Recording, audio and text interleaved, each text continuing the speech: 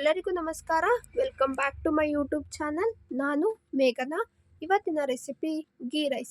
ಈ ಗೀ ರೈಸ್ನ ಈಸಿಯಾಗಿ ಟೇಸ್ಟಿಯಾಗಿ ಹೇಗೆ ಮಾಡ್ಕೊಳ್ಳೋದು ಅಂತ ನೋಡೋಣ ಬನ್ನಿ. ನಾನಿಲ್ಲಿ ಗೀ ರೈಸ್ ಮಾಡೋದಕ್ಕೆ ಒಂದು ಸ್ಟವ್ ಅಂಟಿಸಿ ಅದನ್ನು ಲೋ ಫ್ಲೇಮಲ್ಲಿ ಇಟ್ಕೊಂಡು ಅದ್ರ ಮೇಲೊಂದು ಕುಕ್ಕರ್ ಇಟ್ಕೊತಾ ಇದ್ದೀನಿ. ಕುಕ್ಕರ್ ಪ್ರೀ ಹೀಟ್ ಆಗೋವರೆಗೂ ಕಾದಿದ್ದು, ಕುಕ್ಕರ್ ಪ್ರೀ ಹೀಟ್ ಆದಮೇಲೆ ನಾನು ಇದಕ್ಕೆ ಒಂದು 3 ಟೇಬಲ್ ಸ್ಪೂನಷ್ಟು ತುಪ್ಪ ಹಾಕೋತಾ ಇದ್ದೀನಿ. ಸೊ ನಿಮಗೆ ಜಾಸ್ತಿ ತುಪ್ಪ ಬೇಕು ಅನ್ನೋರು ಒಂದು 5 ಟೇಬಲ್ ಸ್ಪೂನಷ್ಟು ಹಾಕೋಬೋದು. ಸೊ ಇವಾಗ ತುಪ್ಪ ಕಾದ್ಮೇಲೆ ನಾನಿವಾಗ ಈ ಒಂದು ತುಪ್ಪಕ್ಕೆ 2 ಪಲಾವ್ ಎಲೆ, 2 ಚಕ್ಕೆ, 2 ಲವಂಗ, 2 ಏಲಕ್ಕಿ, ಸ್ವಲ್ಪ ಕಲ್ಲುವ್ವು, ಒಂದು ಅರ್ಧ ಟೇಬಲ್ ಸ್ಪೂನಷ್ಟು ಕಸ್ತೂರಿ ಮೇಥಿ ಇಷ್ಟನ್ನು ನಾನಿವಾಗ ಕಾದಿರೋ ಅಂಥ ತುಪ್ಪದಲ್ಲಿ ಒಂದು 30 ಸೆಕೆಂಡ್ ಆದರೂ ಫ್ರೈ ಮಾಡ್ಕೊತೀನಿ. ಸೊ ಇದನ್ನು ಹೆಚ್ಚೊತ್ತು ಫ್ರೈ ಮಾಡೋ ಅಗತ್ಯ ಇಲ್ಲ, ಒಂದು 30 ಸೆಕೆಂಡ್ ಫ್ರೈ ಮಾಡಿಕೊಂಡ್ರೆ ಸಾಕಾಗುತ್ತೆ. ಸೊ ಈ ರೀತಿ 30 ಸೆಕೆಂಡು ಕಾದಿರೋ ಅಂಥ ತುಪ್ಪದಲ್ಲಿ ಫ್ರೈ ಮಾಡ್ಕೊಂಡ್ಮೇಲೆ ನಾನಿಲ್ಲಿ ಒಂದು 8ರಿಂದ 10 ಮೆಣಸನ್ನ ಜಜ್ಜಿ ಹಾಕ್ಕೊತಾ ಇದ್ದೀನಿ. ಇದ್ರ ಜೊತೆ ನಾನಿಲ್ಲಿ ಒಂದು ಅರ್ಧ ಟೇಬಲ್ ಸ್ಪೂನಷ್ಟು ಸಾಸಿವೆ, ಒಂದು 1/4 ಟೇಬಲ್ ಸ್ಪೂನಷ್ಟು ಜೀರಿಗೆ ಇಷ್ಟನ್ನು ನಾನು ಕಾದಿರೋ ಅಂಥ ತುಪ್ಪದಲ್ಲಿ 1 ನಿಮಿಷದವರೆಗೂ ಆದ್ರೂ ಫ್ರೈ ಮಾಡ್ಕೊತೀನಿ. ಸೊ ಈ ರೀತಿ ಎಲ್ಲ ಐಟಮ್ಸ್ನು ಕೂಡ 1 ನಿಮಿಷ ಫ್ರೈ ಮಾಡ್ಕೊಂಡ್ಮೇಲೆ ನಾನಿವಾಗ ಇದೇ ಕುಕ್ಕರಿಗೆ ನಾನು ಉದ್ದುದ್ದಾಗಿ 2 ಮೀಡಿಯಮ್ ಸೈಜ್ ಈರುಳ್ಳಿನ ಕಟ್ ಮಾಡಿ ಇಟ್ಕೊಂಡಿದ್ದೆ. ಆ ಈರುಳ್ಳಿ ಕೂಡ ನಾನು ಇವಾಗ ಈ ಒಂದು ತುಪ್ಪಕ್ಕೆ ಹಾಕ್ಕೊತೀನಿ.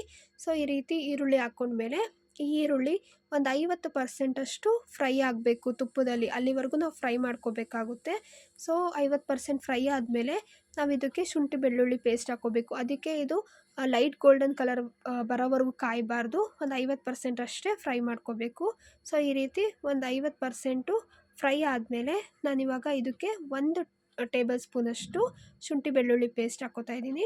ಇದ್ರ ಜೊತೆ ನಾನು ಒಂದು 10 ಹಸಿರು ಮೆಣಸಿನ್ಕಾಯಿನ ಉದ್ದುದ್ದಾಗಿ ಕಟ್ ಮಾಡಿಟ್ಕೊಂಡಿದ್ದೆ, ಆ ಹಸಿರು ಮೆಣಸಿನ್ಕಾಯಿ ಕೂಡ ಹಾಕ್ಕೋತಾ ಇದ್ದೀನಿ.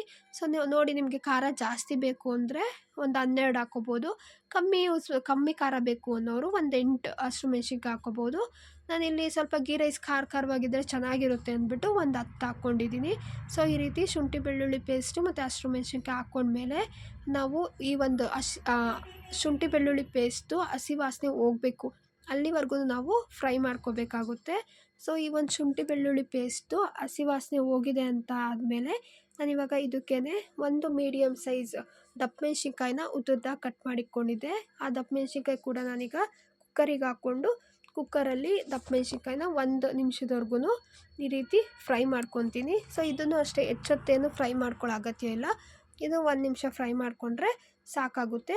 ಸೊ ಈ ರೀತಿ 1 ನಿಮಿಷ ಈ ಒಂದು ದಪ್ಪ ಮೆಣಸಿನ್ಕಾಯಿ ತುಪ್ಪದಲ್ಲಿ ಫ್ರೈ ಆದಮೇಲೆ ನಾನಿವಾಗ ಇದಕ್ಕೆ ಒಂದು ಅರ್ಧ ಬಟ್ಲಷ್ಟು ಈ ಒಂದು ಬಟಾಣಿ ಹಾಕ್ಕೋತಾ ಇದ್ದೀನಿ.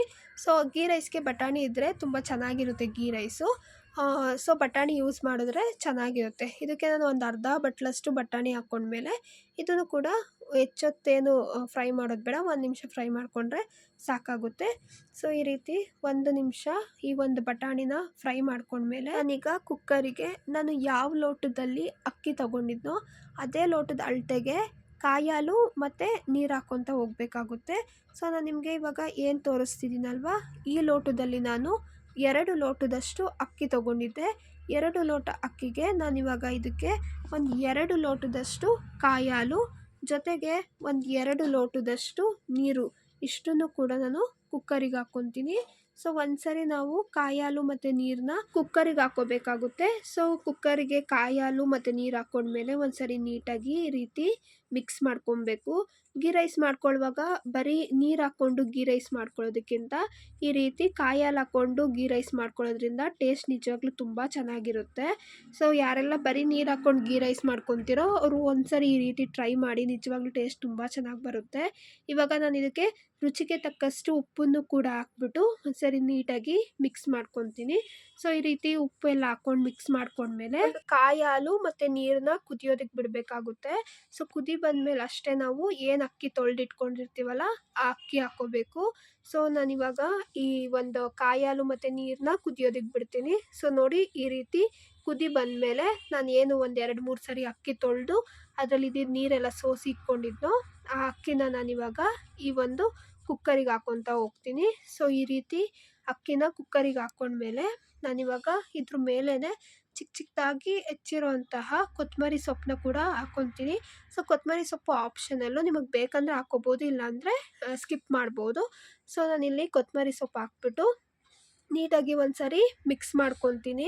ಸೊ ಇನ್ ಕೇಸ್ ಏನಾದರೂ ನೀವು ಅಕ್ಕಿ ಹಾಕ್ಕೊಂಡ್ಮೇಲೆ ನೀವು ಮಿಕ್ಸ್ ಮಾಡ್ಕೊಳ್ದೇ ಕುಕ್ಕರ್ ಮುಚ್ಚಳ ಮುಚ್ಚಿ ಒಂದೆರಡು ಕೂಗಿಸ್ಕೊಂಬಿಟ್ರೆ ಮೇಲೆಲ್ಲ ಮಸಾಲ ಕೆಳಗಡೆ ಎಲ್ಲ ಅನ್ನ ಆಗಿಬಿಡುತ್ತೆ. ಸೊ ಒಂದು ಸರಿ ಅಕ್ಕಿ ಹಾಕ್ಕೊಂಡ್ಮೇಲೆ ನೀವು ನೀಟಾಗಿ ಈ ರೀತಿ ಮಿಕ್ಸ್ ಮಾಡ್ಕೋಬೇಕಾಗುತ್ತೆ.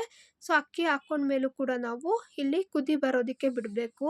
ಇದು ಕುದಿ ಬಂದಮೇಲೆ ಅಷ್ಟೇ ನಾವು ಏನು ಕುಕ್ಕರ್ ಮುಚ್ಚಳ ಇದೆಯಲ್ಲ ಅದು ಮುಚ್ಚಿಬಿಟ್ಟು ಕೂಗಿಸ್ಕೊಬೇಕಾಗುತ್ತೆ. ಸೊ ನೋಡಿ ಇವಾಗ ಈ ಒಂದು ಅಕ್ಕಿ ಕುದಿ ಬರ್ತಾ ಇದೆ. ಸೊ ಈ ಟೈಮಲ್ಲಿ ನಾನು ಈ ಕುಕ್ಕರ್ನ ಮುಚ್ಚಳನ ಮುಚ್ಚಿ ಒಂದು 2 ವಿಷಲು ಕೂಗಿಸ್ಕೊತೀನಿ. ಸೊ 2 ವಿಷಲು ಕೂಗಿ ಕಂಪ್ಲೀಟಾಗಿ ಕೂಲ್ ಆದಮೇಲೆ ಅಷ್ಟೇ ನಾನು ಕುಕ್ಕರ್ ಮುಚ್ಚಳ ತೆಗಿತೀನಿ. ಸೊ ನೋಡಿ ಇವಾಗ 2 ವಿಷಲ್ ಕೂಗಿ ಕಂಪ್ಲೀಟಾಗಿ ಕೂಲ್ ಆಗಿದೆ. ನಾನಿವಾಗ ಈ ಒಂದು ಕುಕ್ಕರ್ನ ಮುಚ್ಚಳನ ತೆಗಿತಾ ಇದ್ದೀನಿ. ಸೊ ನೀವೇ ನೋಡಿ ಈ ಒಂದು ಗೀ ರೈಸ್ ಎಷ್ಟು ಚೆನ್ನಾಗಿ ಬಂದಿದೆ ಅಂತ. ಅನ್ನ ಮತ್ತು ಮಸಾಲೆ ಎಲ್ಲ ನೀಟಾಗಿ ಚೆನ್ನಾಗಿ ಹೊಂದಿದೆ. ಸೊ ನೀವು ಕೂಡ ಒಮ್ಮೆ ನಾನು ಹೇಳ್ಕೊಟ್ಟಂಥ ಪ್ರೊಸೀಜರಲ್ಲಿ ನಿಮ್ಮ ಮನೇಲಿ ಈ ಒಂದು ಗೀ ರೈಸ್ನ ಟ್ರೈ ಮಾಡಿ ನಿಮಗೆ ಹೆಂಗೆ ಬಂದಿತ್ತು ಅಂತ ನನಗೆ ಕಮೆಂಟ್ ಸೆಕ್ಷನಲ್ಲಿ ಕಮೆಂಟ್ ಮಾಡಿ. ಇನ್ನೂ ಯಾರೆಲ್ಲ ನನ್ನ ಚಾನಲ್ಗೆ ಸಬ್ಸ್ಕ್ರೈಬ್ ಆಗಿಲ್ವೋ ದಯವಿಟ್ಟು ಮೇಘನಾ ಮನೋಜ್ ಗೌಡ ಯೂಟ್ಯೂಬ್ ಚಾನಲ್ಗೆ ಸಬ್ಸ್ಕ್ರೈಬ್ ಆಗಿ. ನಾನು ಯಾವುದೇ ಒಂದು ಹೊಸ ವೀಡಿಯೋ ಅಪ್ಲೋಡ್ ಮಾಡಿದ್ರೂ ನಿಮಗೆ ಫಸ್ಟ್ ನೋಟಿಫಿಕೇಷನ್ ಬರುತ್ತೆ. ಸೊ ನನ್ನ ಪ್ರತಿಯೊಂದು ವೀಡಿಯೋನು ಕಂಪ್ಲೀಟಾಗಿ ವ್ಯೂ ಮಾಡಿ ನನ್ನ ಪ್ರತಿಯೊಂದು ವೀಡಿಯೋಗೂ ಲೈಕು ಶೇರು ಕಮೆಂಟ್ ಮಾಡಿ ಅಂತ ಹೇಳ್ತಾ ಇವತ್ತಿನ ಈ ವ್ಲಾಗ್ನ ನಾನು ಇಲ್ಲೇ ಮುಗಿಸ್ತಾ ಇದ್ದೀನಿ. Thank you so much for watching my video.